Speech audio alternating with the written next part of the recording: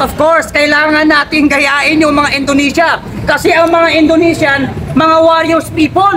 Habang ang mga Pilipino naman, mga keyboard warriors. Kaya wag na tayo magpakatapang sa comment section. Sumama na kayo dito mamayang 5:30 dito sa Edge Shrine. Gayahin natin ang Indonesia. Ang Indonesia, pinabagsak nila ang gobyernong mga korupsyon. Pabagsakin na rin natin ang gobyerno dito sa ating mga korupsyon. Ilang presidente nang dumaan. Ang Pilipinas, palit tayo ng palit ng presidente. Pahirap ng pahirap ang mga Pilipino. Sino pa ba ang hihintay nating presidente na maupo? Sino pa ba ang namumuno sa atin na hindi korupsyon? Kaya habang maaga pa, lumabas na kayo dyan at kayain natin ang Indonesia. Pabagsakin natin ang gobyernong ito na puno ng korupsyon. Kontraktor at anak ng mga kontraktor na mga magnanakaw at politiko na yan.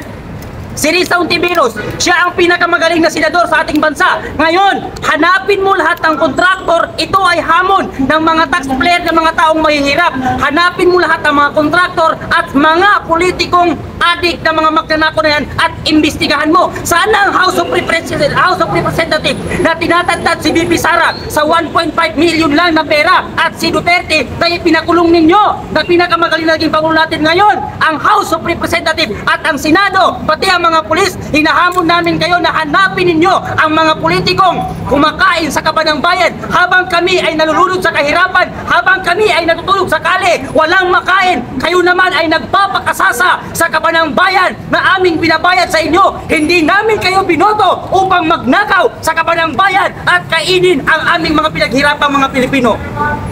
Kaya tinatawagan ko ang lahat ng kababayan kong Pilipino na sumama dito sa Edge Shrine mamayang 5:30 at ipakita natin sa mga politiko na hindi tayo natakot sa kanila. Tayo ang nagpaupo sa kanila sa mga posisyon nila. Tayo rin ang magbababa sa kanila sa mga posisyon nila dahil sa ginagawa nilang pagdanakaw sa ating mga pera dito sa kaban ng bayan. Saan na napunta ang flood control? Noong humihingi si BP Sara ng budget sa gobyerno ng Pilipinas, tinutuliksa at iniimbestigan habang ang ating mahal na Pangulo na si Duterte ay ipinakulong nila nang hindi man lang sila dumaan sa due process. Ngayon, sasabihin ng tagapagsalita ng Malacanang na si Claire Castro na dumadaan sa due process ang pag-imbestiga. Imbestigahan nyo muna ang inyong mga sarili bago si BP Sara at ang taong bayan. Imbestigahan nyo muna ang mga sarili nyo dahil alam namin na mga Pilipino na magkakasabot kayo sa pagkain nyo sa flood control ng ating bansa na yan. Ang mga tao na mga diskaya habang sila ay merong ilang sasakyan, meron silang 28 na Ferrari na mga sasakyan habang ang mga Pilipino ay nagtutulak at lumulusog sa baha, hindi nakakakain ng maayos. Meron pala sa kabila ng paghihirap natin, pagpapakalulod natin sa baha, meron palang mga politiko at mga kontraktor na nagpakasasabayan ng pera ng kaban ng bayan natin mga kababayan. Kaya ngayon po, andito kami sa Edge Shrine upang ipakita sa mga tao na yan. Si Lancela Alonte na hindi na nahiya sa pagpiplex ng mga yaman nila. Mahiya naman kayong mga anak kayo ng kontraktor, mga anak ng congressman. Hindi kayo nahihiya na piniplex nyo sa social media ang inyong mga kayamanan na galing sa nakaw? Hindi ba kayo nahihiya habang kayo ay kumakain na nagkakahalaga ng 759,000 na pera habang ang mga Pilipino ay nagugutom? At ang pinagmamalaki niyong mga kayamanan ay galing sa nakaw, galing sa kaban ng bayan, galing sa korupsyon. Kaya mga Pilipino, lumabas tayo at huwag tayong matakot magsalita dahil bawat isa sa atin ay may karapatang magsalita. Dahil kaban ng bayan ang pinag-uusapan dito at taxpayer tayong mga Pilipino. Lahat tayo ay nagbabayad ng buwis. Kaya dapat natin ungkatin at ipalabas kung saan napunta ang mga flood control na ninakaw ng mga politika at mga kontraktor na yan. So, naniniwala ba kayo na may patutunguhan ang investigasyon nila ngayon? Walang patutunguhan ang investigasyon nila ngayon. Habang sinasabi ng tagapagsalita ng Malacanang na si Claire Castro na gumagawa sila ng pinakamalaking investigasyon para mahanap at kung sino ang maganagdako ng kaban ng bayan. Claire Castro, huwag kang magbobobobuhan. Huwag kang magbobobobuhan. Ha? Kasi magkakasabwat kayo eh. Imbestigahan niyo muna ang sarili ninyo. Diba? Kaya hindi ako maniniwala na may patutunguhan ang administrasyon ito at ang investigasyon na ito. Wala ang patutunguhan ng investigasyon na yan. Kasi kung meron, hindi na dapat investigahan yan. Hindi na dapat investigahan. Nakalabas na sa bansa eh. Yung mga ibang congressman na nagpapakasal sa kaban ng bayan. nakalabas na sa bansa. Sir, anong masasabi nyo na balita po si Saldico nasa Las Vegas, na alam naman natin ang Las Vegas lugar po yan ng mga gambling capital po yan. Ano po masasabi nyo? At doon siya nandun siya ngayon sa Las Vegas. Ang masasabi ko kay Zaldico, kasi itong si Zaldico, matagal lang panahon pa ni BP Sara itong si Zaldico eh. Itong si Zaldico kasi masyadong popular na sa korupsyon. Natural, andun siya sa mga lugar ng gambling kasi nga mga protector yan sila ng mga ganyang mga gawain. Oo.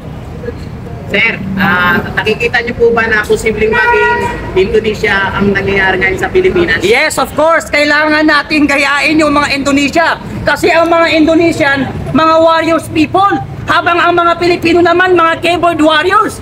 Kaya wag na tayo magpakatapang sa comment section. Sumama na kayo dito mamayang 5:30 dito sa Edos Shrine. Gayahin natin ang Indonesia. Ang Indonesia, pinabagsak nila ang gobyernong mga korupsyon. Pabagsakin na rin natin ang gobyerno dito sa ating mga korupsyon. Ilang presidente nang dumaan. Ang Pilipinas, palit tayo ng palit ng presidente. Pahirap ang mga Pilipino. Sino pa ba ang hihintay nating presidente na maupo? Sino pa ba ang mamumuno sa atin na hindi korupsyon? Kaya habang maaga pa, lumabas na kayo dyan at kayain natin ang Indonesia. Pabagsakin natin ang gobyernong ito na puno ng korupsyon. Oo, mas maganda yan. Sunugin natin ang bahay ng mga congressman na yan. Gaya ng ginawa ng mga Indonesia. Hindi ako matatakot kahit mamatay ako ngayon. Hindi ako matatakot na mamatay. Hindi ko pagsisisihan na nagsasalita ako ng katotohanan laban sa mga politikong buhaya na yan. Kasi kung walang magsasalita, walang mangyayari sa ating bansa. Kaya magtulungan na lang tayo para mapatalsik ang mga buhaya na yan sa gobyerno natin. Akalanin mo, merong mga tao natutulog na hindi nakakakain. Merong palang mga anak ng kontraktor na kumakain na nagkakalaga ng 759,000. Isang kainan lang. Hindi na sila nahiya. Tapos si Jella Alonte, hindi na nahiya na mag-post-post sa Instagram na wala daw siyang utang na loob sa mga Pilipino. Mga anak ng kontraktor na hindi nahihiya kumain sa kabanang bayan, gago, inutil, tarantado. Sa inyo, minumura kayo. Kaya uulitin ko sa mga anak ng kontraktor at sa mga kontraktor at politiko ng mga buhaya, gago, inutil, tanga, tarantado. Yan ang dapat sa inyo. Wala kayong karapatang kainin ng kabanang bayan. Oo, may korupsyon. Dapat kumurat pa kasi hindi ka mabubuhay. Pero ang pinagkaiba sa ibang politiko, nangungura pero may nagagawa. Kayo puro kurap, walang nagagawa. Kaya lumabas na kayo. Kayain natin ang Indonesia. Oo, hindi tayo dapat matakot sa kanila. Hindi tayo dapat matakot sa politiko na mga kurakot. Bakit? Hindi sila magiging congressman. Hindi sila mauupo sa posisyon kung hindi dahil sa atin. Kinakailangan na tayo. Pag oras na ng butante, pag eleksyon, hinahanap ang mahihirap. Pag ako ang nanalo, ibibigay ko ang lahat ang gusto ninyo. Merong libreng medical, merong libreng bigas. Pero pag naupo ang mga puta per eleksyon, hindi nila tayo naaalala. Hindi nyo ba napapansin? McDo lang ang papasukan mo? Drug test, medical, lahat kailangan. Pero pag politiko, kahit walang natapos, kahit drug addict, tinatanggap nila. Kaya agree ako sa panukalang batas ni Senator Robin Hood Padilla na death penalty sa lahat ng mapapatunayan na kurakot at mga positive sa drug.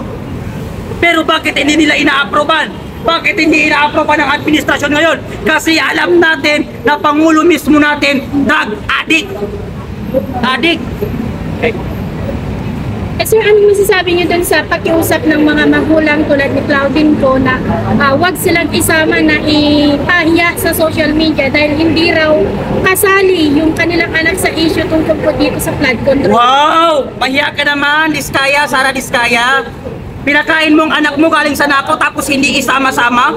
Pati yung abogado ni Diskaya mukhang tanga eh. Lawyer ka pa naman, hindi ka marunong. Tanga ka ba?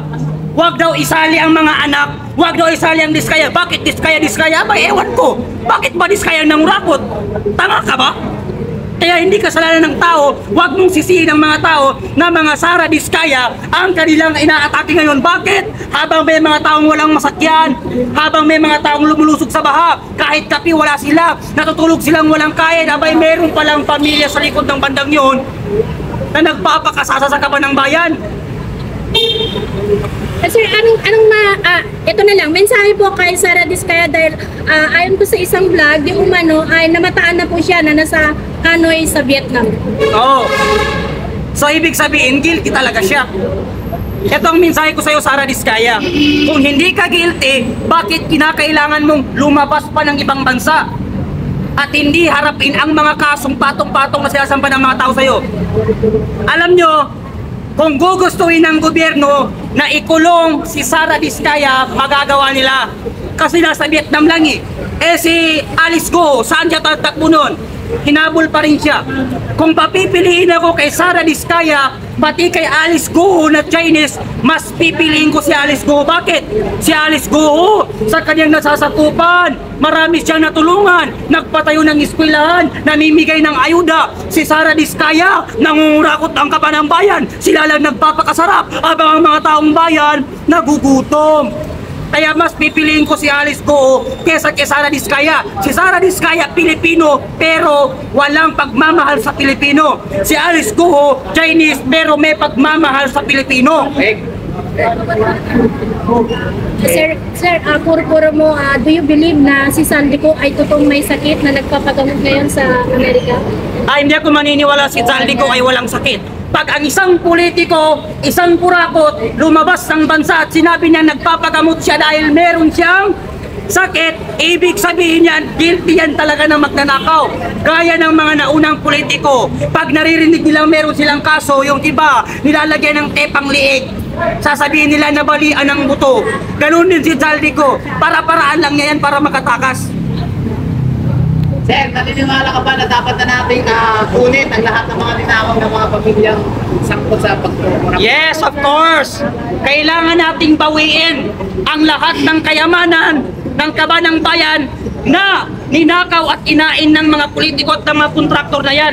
Karapatan nating hungkatin yan. Karapatan natin imbestigahan yan. Karapatan nating hanapin kung saan napunta as a taxpayer. Lahat tayo nagbabayad ng buwis at kinakain lamang nila. Kaya dapat nating bawiin ang lahat ng mga ninakaw nila. Kailangan maibalik yan sa kaban ng bayan. Yan ang dapat nating gawin. Sir, ano naman masasabi mo kay Benny Abante? Okay, ito ang mensahe ko sa son of appointed son of Comelec. Ikaw, Congressman Abante, para kang hipon.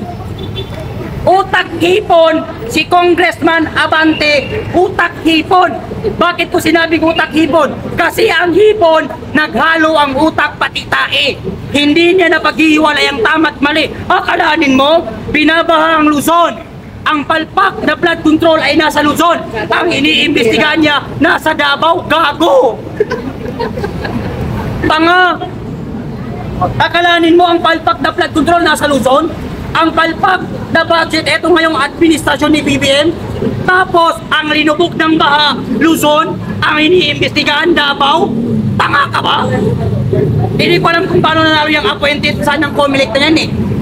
Hindi naman binoto ng tao, pero naupo. Ayan, Nakakahiya. Oo. Kaya yan ang mensahe ko kay Abante. Utak ipon. Nagalo ang tae, pati utak. Hindi niya kayang paghiwalayin ang tama't mali. Yun lang. Sir, opinion ko na ayaw niyang ipatawag si Magalong doon sa Senate, kasi doon sa House of Representatives. Sino? Ayaw niyang ipatawag si Mayor Magalong. Ni Abante. Abante. Ayaw niyang ipatawag. Ayaw. Eh, bakit kaya ayaw niyang ipatawag? Kasi marami daw silang ginagawa pa. Wow! Abante, wag kang duwag! Nung mga vlogger ng TDS, pinatawag mo eh. Sabi mo ayaw mo ng fake news. Tanga ka ba? Eh yung mga loyalistang fake news, hindi mo pinapatawag. Pero pag TDS, ino-contempt nyo. Ngayon, imbestigahan yung sarili nyo at i-contempt ninyo ang mga sarili nyo. Bakit? Para kayong mga drug addict, mga kurakot. Ba't hindi papatawag? Marami daw siyang trabaho. Samantalang pag DDS vlogger, nag-post lang, kahit nag-comment lang, pinapatawag. Ayaw daw ng fake news. Samantalang siya mismo, fake news. Yan ang dapat natin gawin. Huwag tayong magpapatakot sa kanila. Oo. Eh kung gusto nila akong kasuhan, eh kasuhan niyo ako. Kung gusto niyo akong ipapatay, papatay niyo ako. Wala akong pakialam, mamamatay rin naman kayo mga gago. Tama. Oo. Hindi naman kayo eh. Mauuna nga lang ako. Hindi mo makikita. Pero susunod din kayo. Okay rin eh. Thank you bro ah. Mamaya ulit 5 o'clock. Bye.